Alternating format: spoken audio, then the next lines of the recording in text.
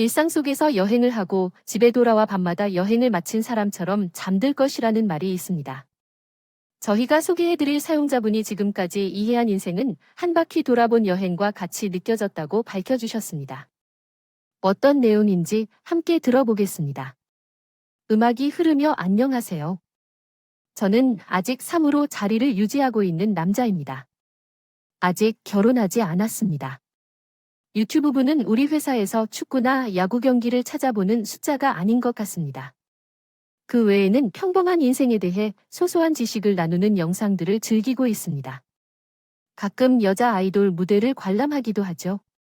하지만 우연한 기회에 산 영상을 보게 되었는데 마치 라디오와 같은 느낌을 받았습니다. 들었습니다. 지금처럼 스마트폰이 아니던 시절에는 각종 라디오 프로그램들이 더 활발했던 것 같지 않으신가요? 어렵던 저만 해도 나름 깨우는 프로그램이 몇 개 있었던 것 같아요. 특히 DJ가 흥을 잔뜩 섞어 소개해주는 코너가 있으면 재미있게 듣고 있었어요. 산에 졸지 않은 주제 라디오를 찾아 듣는 취미가 있으면 아니에요. 제가 버스를 자주 이용했기 때문에 이러한 일들이 있었어요. 그러면 버스 기사님들이 대체로 라디오를 틀어놓고 계셨던 것 같아요. 그러면 가는 길에 그 라디오를 자연스럽게 들었던 거예요. 사연을 소개할 때 웃긴 대목이 나오면 제가 모르게 버스 창밖을 보면서 피식피식 웃음을 흘릴 때가 있었습니다. 그러다 보면 앞자리 승객도 같이 웃으시더라고요. 옆자리에 서 있는 승객들도 웃고 있다는 표정을 보고 알 수 있었어요. 그런 조용한데 우린 모두 교토나 허세웠던 시절이었어요. 예전에는 그런 별거 아닌 것에도 소속감을 느끼는 아이였던 것 같아요. 세상이 테두리에서 퉁겨나갈까 봐 늘 두려워했어요. 남들에게 뒤처지고 도태되지 않을까 두려워했죠. 지방의 소도시나 작은 마을에서 잘 지내지 못했어요. 제가 태어난 곳은 분리돼 있었고 3살 때 이사해 기억조차 나지 않아요. 부모님은 서로 아프게 싸우셨어요. 그래서 제가 태어난 직후부터 아버지나 어머니의 사랑을 제대로 받지 못했어요. 저는 받지 못했어요. 아버지와 어머니 모두 장애가 있으셔서 이동을 하게 됐거든요. 어머니는 그나마 철나시기 전까진 괜찮은 편이었다고 다들 그렇게 회상하시던데요. 어제 제가 태어나셨을 때부터 아버지의 건강 상태가 점차 악화돼 가셨는데 그래서 저희 부모님은 할아버지가 계신 마을로 이사를 하셨어요. 그때부터 저는 사실상 할아버지의 팔자, 손에서 잘 안 해지는 아이가 되었죠. 자, 그러다 보니 애기 분유를 챙겨주라고 그렇게 신골신골 당부하셨는데 제가 여기 쪽지를 주머니에 넣어 버리기까지 했었거든요.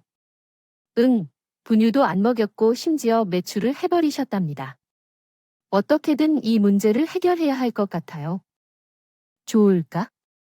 어머니는 정상적인 육아를 하지 못하신 분이셨고 그 참상을 면밀히 지켜보시던 할머니께서 완전히 기혼하셨다고 합니다.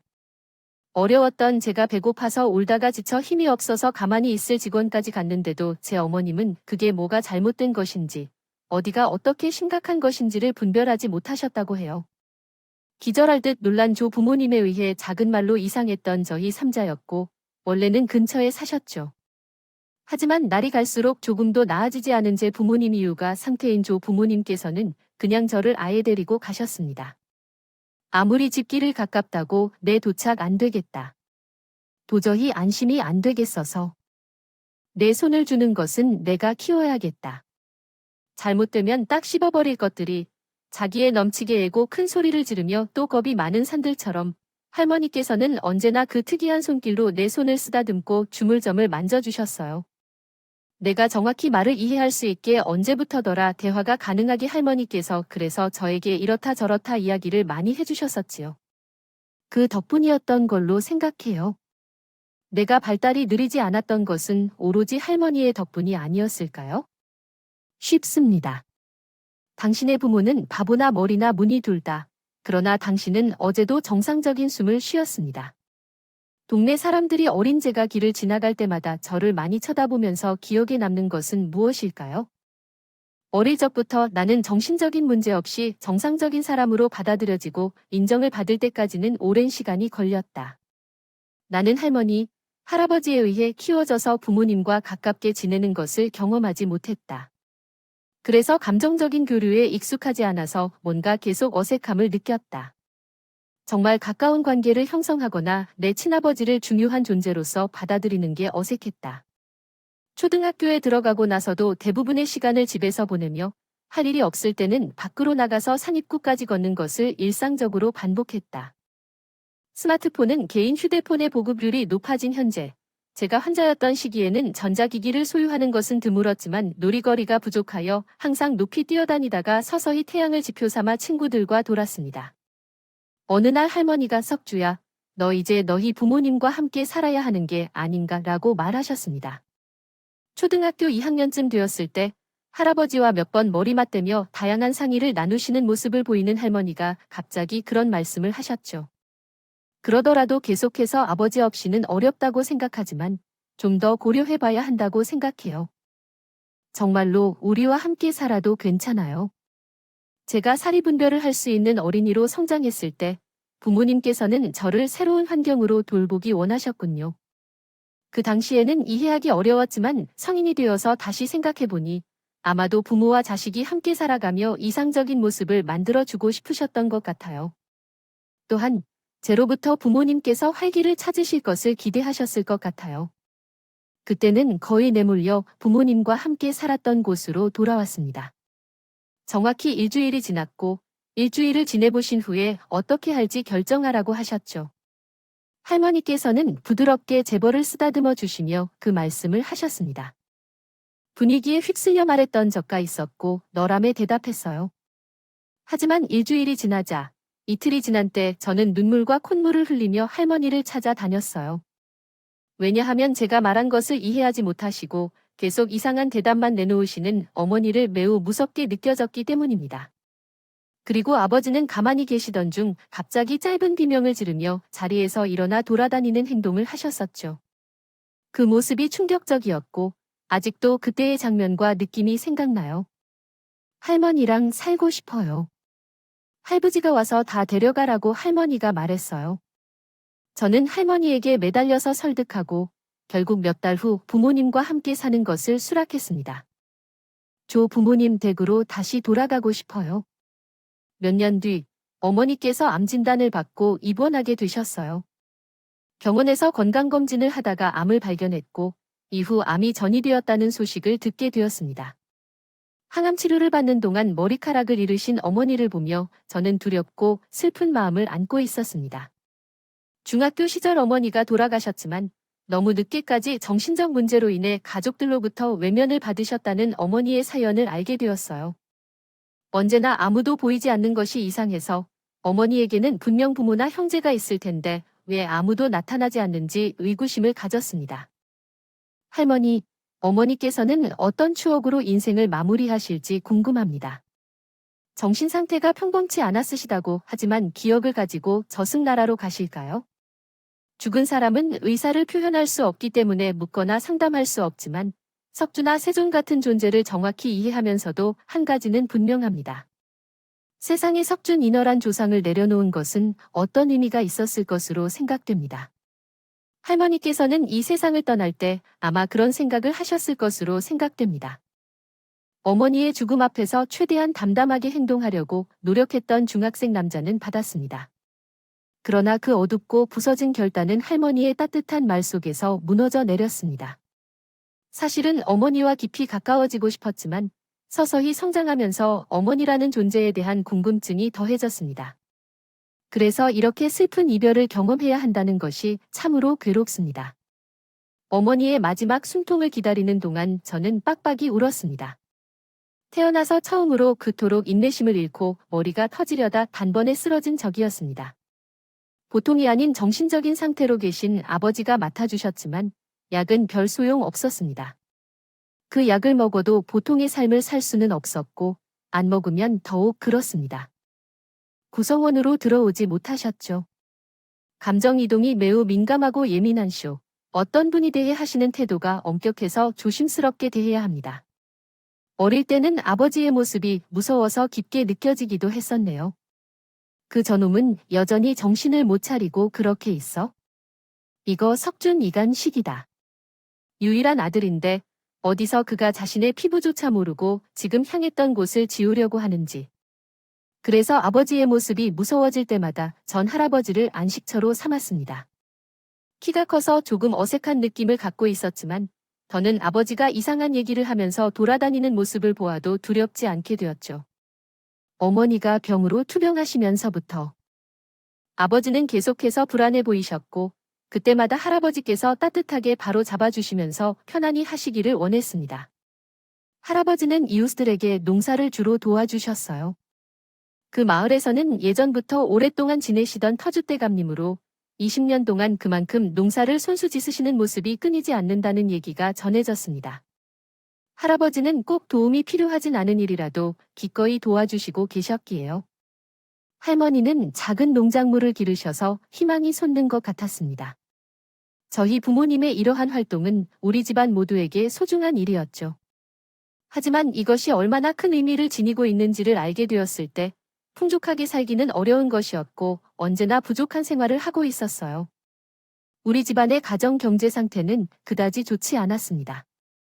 이런 상황 속에서도 아버지께서는 용돈을 아끼시며 위로를 내어주셨습니다. 아들의 상황은 점점 더 좋아지지 않고 있다. 손자는 아직 어려운 나이이다. 조부모님께서 제 얼마나 가깝게 쫓아오실지, 그리고 마지막으로 어떻게 해결될지 감을 살피는 것은 불가능하다.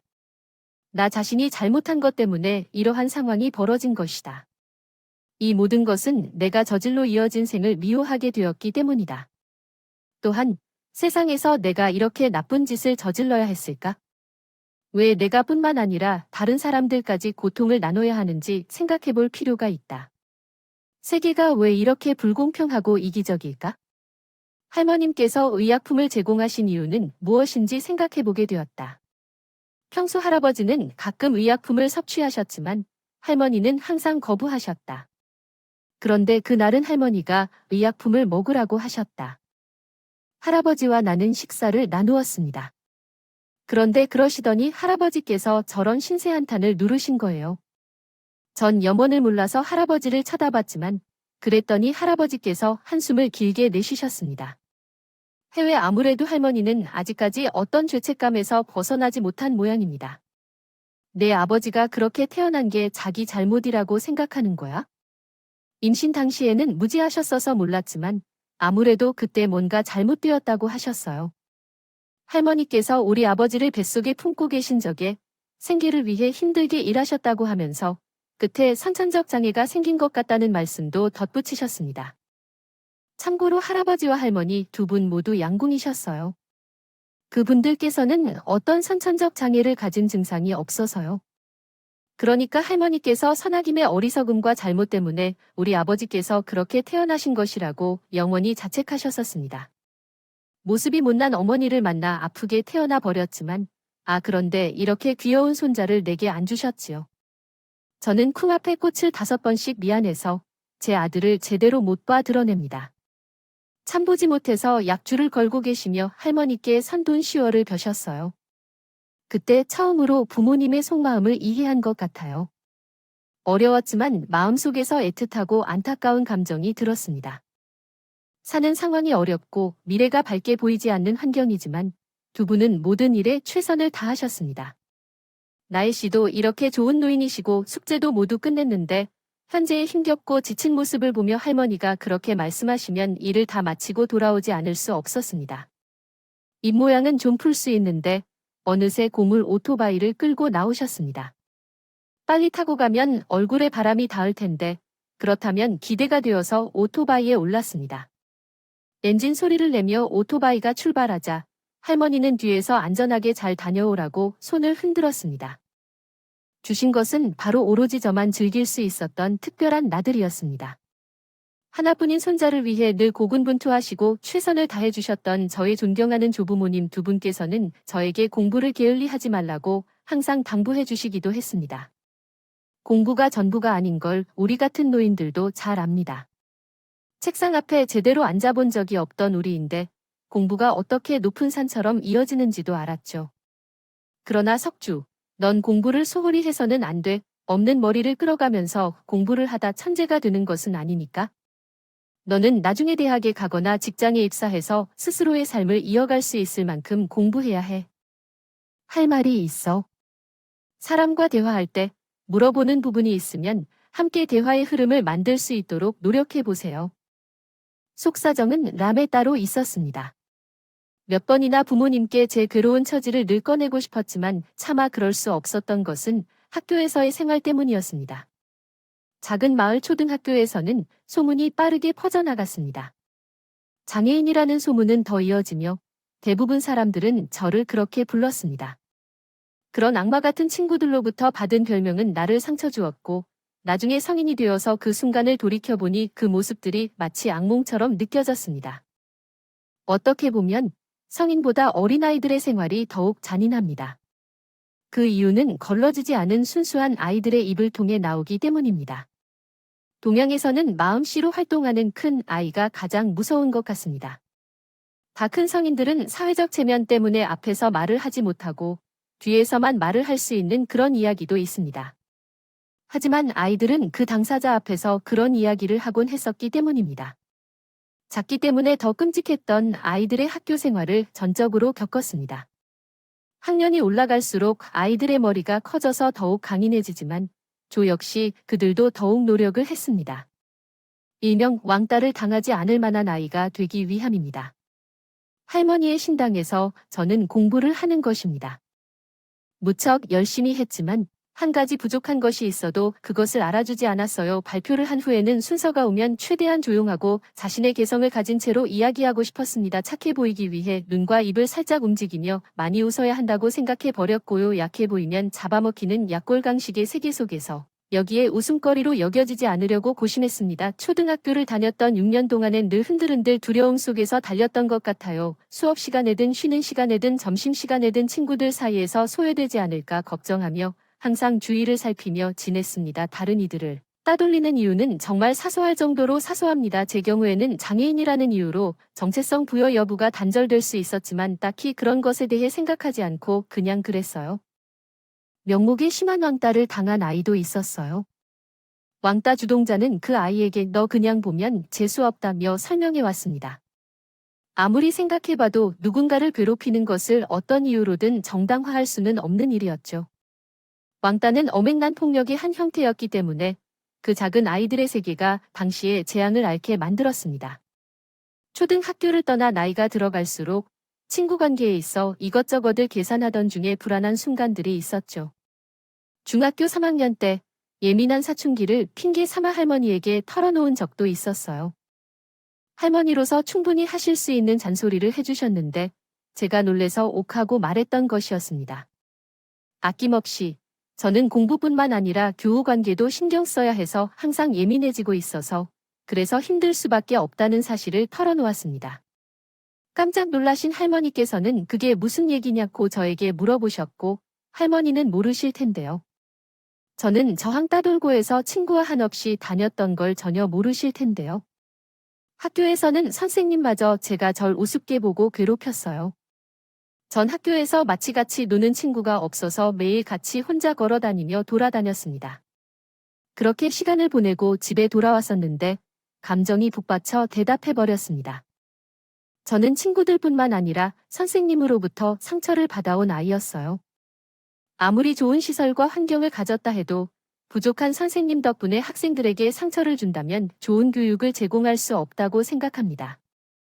신체적이나 정신적으로 특히 미성숙한 어린 학생들이 잘못된 선생님으로부터 상처를 받는다면 그 역시 지워지지 않을 상처로 남게 될 것입니다. 어머니의 손길을 받으며 자라지 못한 제가 할머니께서 대신 키워주시면서 많은 배려를 해주셨습니다. 머리가 길어질 때마다 머리를 자르는 일은 할머니의 일이었고 미용실에 가기란 엄두도 내지 못했었습니다. 여름이 다가오면 머리카락이 더 길어져 더 보인다고 해서 할머니께서 항상 잘라주셨던 기억이 나네요. 얼마 후 그날이 있었어요. 그런데 그날 제가 발을 갖다 짜는 장난을 치면서 마음이 흥분하여 할머니께서 제 머리카락을 급작스럽게 자르셨습니다. 쇠락팔이 다 들어가면서 급격히 짧아지고 괜찮은 모양새가 되었죠. 그런데 그게 그렇게 이상한 것이라고는 생각 못했어요. 비교할 만한 지표가 없어서 느낄 수가 없었거든요. 학교에 가서 머리 모양을 처음 지적한 사람은 같은 반 친구들이었지만 비웃음거리로 만든 사람은 단연 선생님이었습니다. 저에게 앞으로 나와서 보라고 하셨죠. 다들 주의해봐라. 이게 과연 머리가 파인 모습이다. 집에서 대충 몇 번 가위질만 하면 이렇게 되기 때문에 모두 돈을 써서 미소 짓도록 유도한다. 그렇게 말씀하시면 삶이 밝아지도록 해주셨지만 반 친구들은 다 더 크게 웃게 되고 저는 모두 끌어내릴 줄 알았습니다. 반 친구들이 다 있는 곳에서 저를 비참하게 만드는 일도 있으셨습니다. 석중에는 가난한 집이 많은데 방학 때 선생님들이 가정 방문을 안 해도 되나요? 오래 안 들어보면 배가 아프고 쓰러지기도 하거든요. 그런데 큰 소리로 그렇게 말씀하셔서 저는 열벌진 얼굴을 감추며 아무 대답도 못했던 기억이 납니다. 제가 겪었던 왕따의 큰 일조를 도와주신 분이 왜 그러셨는지는 알 수 없네요. 단순히 본인의 재미를 위해서 저에게 그랬던 것일까요?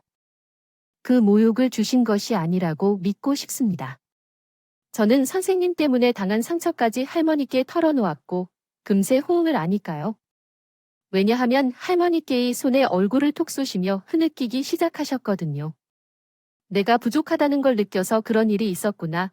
그런 점도 살펴주지 못하고 그 아픔을 들여다보거나 한 번 안아주지도 못했습니다. 진짜 뭘 하는 일이니 되어야 할머니 앞에서 자격이 있다는 걸 그런 자리에서 들은 게 참 반성스럽습니다. 너무 죄송한 마음이 들기도 하고 한편으로는 약간의 충격도 받았습니다. 그런 문제들이 과연 내 인생을 좌지우지할 정도인가? 할머니를 슬프게 만들며 나까지도 주겠다는 생각이요. 계속 끌어안고 있어야 하는 문제인가? 그런 생각을 처음으로 하게 된 것은 그때였습니다. 친구와의 관계가 제 삶의 전부인 것은 아니에요. 제 삶의 중반을 쉽게 지나간 어린 나이라는 것을 객관적으로 판단하게 되었어요. 할아버지께서 이렇게 말씀하셨습니다. 모든 사람으로부터 사랑받으려고 하지 말라. 그걸 쓰는데도 될 게 없다. 네가 사랑하는 사람들로부터 받은 사랑에 충실해라. 그것만 하는데도 부족한 게 인생이다. 내가 살아보니 맞는 말씀인 것 같아요. 비가 되지도 살이 되지도 않는 말씀으로 제 자신을 돌아보고 아낄 수 있게 된 것 같아요. 성인이 된 이후로는 완전히 밝고 쾌활한 사람이 되었다. 살아온 동안 한 번도 상처받지 않은 사람처럼 보인다. 항상 밝고 행복해 보이며 긍정적이고 세상이 즐거운 일로 가득한 것만으로 믿고 살던 사람 같다. 처음에는 그런 게 내연이었어요. 성인이 되어 혼자 사회로 나가게 되었을 때 맞닥뜨린 일상 속에서 내가 꿈꾸던 모습 그대로 살고 싶다는 생각이 들었거든요. 그러나 시간이 흘러가면서 정말로 그에 가까운 사람으로 변해주었어요. 성인이 된 이후에 나를 만나 알아간 사람들은 내가 어릴 적에 학교에서 어려운 시간을 보냈다고 말하면 쉽게 믿지 않을 것이다. 할머니와 함께 나를 열심히 키워주신 할아버지께서는 안타깝게도 나가 성숙한 시대를 보지 못하신 채 돌아가셨습니다. 그 남자의 성장기를 맞이할 때마다 정말 하루가 다르게 컸어요. 옷이나 신발은 금방 작아지고 학교에서 필요한 물품들도 항상 갖춰져 있었습니다. 할아버지께서는 그런 점을 세심하게 챙겨주셨고 내가 물건을 잊어버리지 않았을까 걱정해서 매일 저녁 시간마다 직접 점검해 주시기도 했어요. 그의 오토바이 타고 있는 곰이나 계곡물 위에 떠다니는 물소, 잭처럼 기술적인 것들, 장작을 팰 때의 요령까지도 할아버지께서 직접 저에게 알려주셨던 것들입니다. 나에게 예리하게 대해주시고 너무 소중한 사람은 없었고 할머니에게는 영원한 동반자였어요. 할아버지께서 선무원을 한 채로 어느 날 갑자기 쓰러지셔서 안타깝게도 돌아가셨습니다. 한여름, 이 동네를 걷던 중이었을 때 쓰러지셔서 병원으로 이송되셨고 그로부터 이틀 뒤에 돌아가셨습니다. 안 됐어요. 그렇게 하루에 이렇게 가실 순 없었어요. 할머니가 어떻게 해야 할지 몰라 했을 거예요. 이런 것은 아마 해외 영감을 만나러 가다가 갈 수는 없겠지만 눈물이 나도 아프지 않다고 했던 손재의 말처럼 투구를 가져가지 말아야겠어요. 그 혹독한 현실 앞에서 우리 둘은 오열했습니다. 선하고 고귀하셨던 할아버지 같은 분이 어떻게 하루 사이에 쓰러지셔서 이렇게 세상을 달려야 하는지 정말 이해가 되지 않았어요. 어디선가 세상이 잘못되었다고 느꼈습니다. 공무원의 도움으로 시설에 들어간 아버지는 갑작스러운 할아버지의 부고 앞에서 커다란 충격을 받으셨습니다. 저는 내심 아버지께서 당신의 부친이 돌아가신 사실을 인지하지 못하면 어쩌나 걱정했었는데 그렇지 않더라고요. 아버지께서는 분명히 할아버지의 조상을 인지하셨고 그로 인해 절명하셨습니다. 그 모습을 보며 회원님께서는 가슴이 더불며 그 현실을 깨닫으셨습니다. 어떻게 이렇게 갑자기 할 수가 있어? 왜 사는 게 이렇게 없어지는 거야? 아버지는 할아버지의 사진을 품에 안고 끌어안으며 한마님께서는 눈물을 줄줄 흘리며 쓸 때 문득 할머니의 덩치가 떠올랐습니다. 너무나도 작다는 생각을 전했습니다. 원래 그렇게 외로웠던 모습이었나 싶습니다. 원래 그렇게 표정이 쓰라린 분이셨나 싶습니다. 의무가 새롭게 드는 거죠. 분명 어릴 적에는 할머니께서 건강하시고 활기 넘치시다고 생각했었는데요. 어느새 많이 나이를 들어오셨어요. 이제는 나가 할머니를 지켜드리는 게 나의 의무라는 생각이 들어요. 남은 고등학교 생활을 헛되게 보내지 말고 열심히 살자. 나 자신에게 부끄럽지 않게, 그리고 남겨진 할머니를 위해 최선을 다해 살아가는 거야. 그 순간 저는 어엿한 사람으로 자랄 것을 다짐했습니다. 할아버지의 가르침을 되새겨 할머니는 어머나도 힘들어 하셨지만 살아계신 분은 어떻게든 해내신다는 말처럼 다시 시작해보고 싶어요. 일상을 보내기 시작했어요. 저는 곧 고등학교 3학년 수험생이었기 때문에 할머니의 정순이 이쪽으로 쏠릴 수 있기도 했어요. 할아버지께서 떠나신 후 냉정하게 우리 생계를 책임지는 일은 할머니 몫이었습니다. 할머니께서는 단 한 푼이라도 더 벌어야 한다며 부지런히 움직이셨어요. 손학상으로 끝난 후 저는 성적표를 받아들인 이후로 대학을 결정하기 시작했습니다. 어디를 가든 할머니와의 깊은 추억이 담긴 집을 떠나야 한다는 사실은 많은 것을 생각하게 했죠. 깊은 고민 끝에 저는 금전적인 부분을 상쇄해 줄 것으로 생각한 대학을 선택했어요. 다행히 성적이 그리 나쁘지 않아서 비싼 등록금을 내고 입학할 수 있었습니다. 발생하지 않았던 불상사는 기숙사 생활을 하면서 대학교에 다닌 후에는 마음이 맞는 친구와 함께 학교 근처에서 자취를 하며 살았습니다. 늘 돈을 아끼면서 지내다가 남는 시간은 전부 아르바이트로 보냈어요. 나를 키워주신 할머니께 처음으로 선물한 42세트와 한우고기를 드렸을 때 정말로 이루 말할 수 없이 뿌듯했습니다. 아이고, 내 새끼가 언제 이렇게 다 커서 할머니께 이런 것도 사주고 하면서 할미한테 사준 게 참 마음에 들어 하셨는데 그래도 그 후로도 할머니 생각이 나면 좋아할 것 같은 것들을 더 사다 드렸어요. 그럴 때면 할머니가 넣으세요. 주름이 가득해져 버린 얼굴로 웃으며 주셨습니다. 그리고 집에 갈 때면 늘 상다리를 휘어지게 밥을 차려 주셨어요. 이렇게도 말했지만 내가 못 먹겠다고 했어도 소용이 없다. 꼭 일단 먹으라고 했던 알씨는 매우 친절하신 분이었어요. 항상 많은 음식을 내올 때마다 친절하게 손님들을 대해주셔서 인상적이었습니다. 좋으신 분 모습을 보고 자라서 이타심을 바탕으로 남에 대한 봉사를 하는 직업에 종사하고 싶은 꿈이었는데 그 꿈이 허무한 것이 아니었을 거예요. 중학생 시절에 엄마가 돌아가시기 전이었죠. 창고를 새로 지은 뒷마당에 들어간 적이 있었어요. 아직 설치가 미흡해서 두려움이 느껴졌고 안에 들어간 후 나올 수 있는 길이 없었어요. 무더운 여름에 실종되는 것을 우려해서 발을 동동 굴리며 차량들이 왔다 갔다 하는 모습이었어요. 도착하자마자 그 당시 낯선 사람들의 이유 여기에 왔던 이유가 궁금했습니다. 아무것도 모른 채 왔으니까요. 하지만 그들은 마치 전문가처럼 창고 문을 여셨어요. 갖가지 농기구를 사용해봐도 성공하지 못했던 저희 그러나 그들은 매우 능숙했던 것 같아 몇 번의 시도 끝에 문을 열었습니다. 그리고 문 안에는 창고 주인 아저씨가 기절해 있었어요. 바로 대처한 사람들은 신속했고 주인 아저씨의 상태를 신경 썼어요. 그 광경이 제게 영웅같이 보였습니다. 어머니가 이혼을 했기 때문에 병원을 종종 방문해야 했었는데 그러면서 응급구조대원이나 소방관에 더 많은 관심을 갖게 되었습니다. 대학을 졸업 직전에 진로를 고민하다가 일반 직장에 일단 들어가게 되었습니다. 그러나 꿈꾸던 직업에 대한 열망이 계속해서 사라지지 않았습니다. 그래서 과감히 그 분야로 도전하기로 결심했어요. 제가 20대 후반의 나이에서 소방구조대원이 되었을 때 해마님도 매우 기뻐해 주셨어요. 우리 집안에서는 나는 최고 엘리트 타입이라 이렇게 똑똑한 손자가 어떻게 내 손자일까 하며 하소연하는 것을 보면서 저도 보람을 느꼈어요. 내심 할머니께서는 만약 내 손자가 위험한 상황에 처했을 때 어떻게 할 것인가 라는 걸 자주 생각하시는 것을 전 잘 알고 있었거든요. 하지만 저는 실제로 위험한 상황에서 응급조치를 취하며 생명을 구하는 일에 전념하게 되었습니다.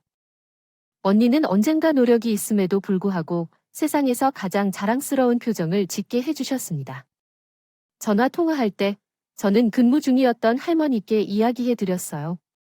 할머니께서는 마치 순수한 모험 이야기를 듣는 것처럼 반응하시며 들어주셨어요.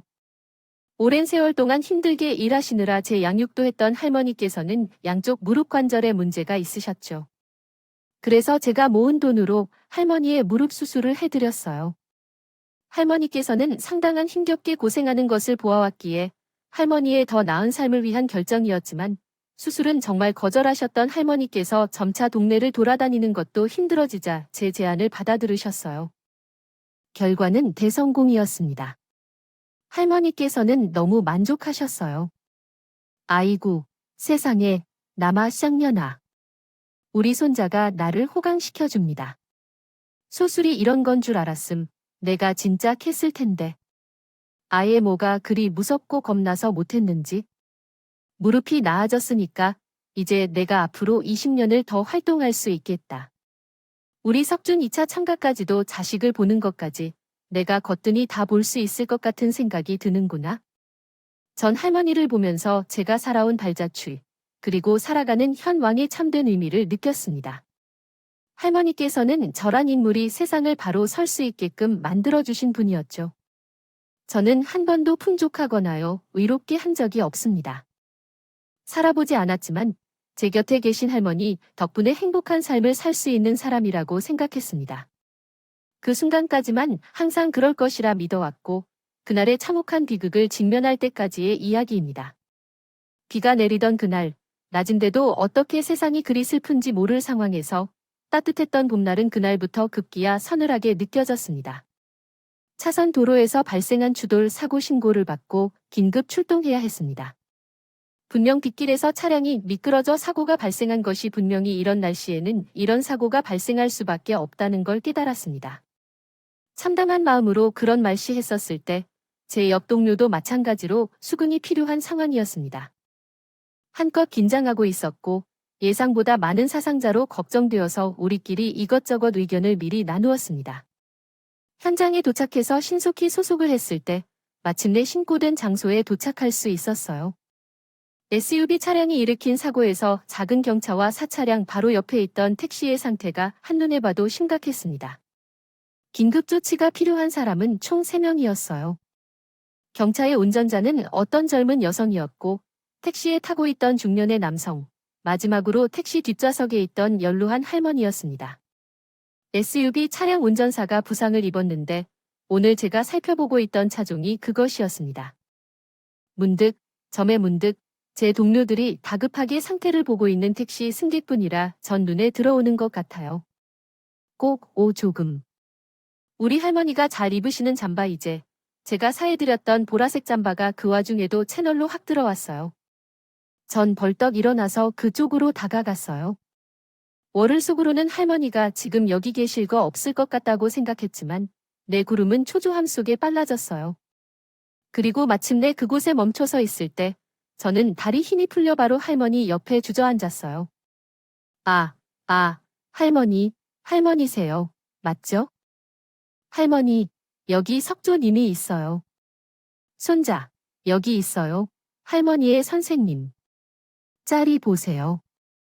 수도 없이 구조 현장을 나갔지만 어떤 광경을 봐도 최대한 이성적으로 대처하며 생명을 구하는 데만 급했던 졌습니다. 그러나 주거 및 외신채 비해 젖은 아스팔트 도로 위에 누워 계신 할머니를 보자 이성이 날아가 버렸어요. 그렇게 되면 안 돼요? 이건 아니에요. 많이 지금 이렇게 되지만 젤로 잡았습니까? 먼저 할머니를 살피고 있던 동료들의 반응으로 저는 가망 없구나라는 생각이 머릿속을 스쳐갔습니다. 그럼에도 저는 심폐소생술을 시도했습니다. 무엇이라도 해보려고요. 저희 할머니의 상황을 보고 깨달은 동료들이 참혹한 표정으로 울컥하는 목소리로 저에게 현실을 전해주었습니다. 이미 생명 파라미터가 없다고 합니다. 맥이 탁 풀리며 눈앞이 확 돌았고 절대로 일어나서는 안 될 일이 벌어지고 만 것에 대한 미칠 듯한 분노를 보이더군요. 이런데 어떻게 할머니를 포기할 수 있을까요?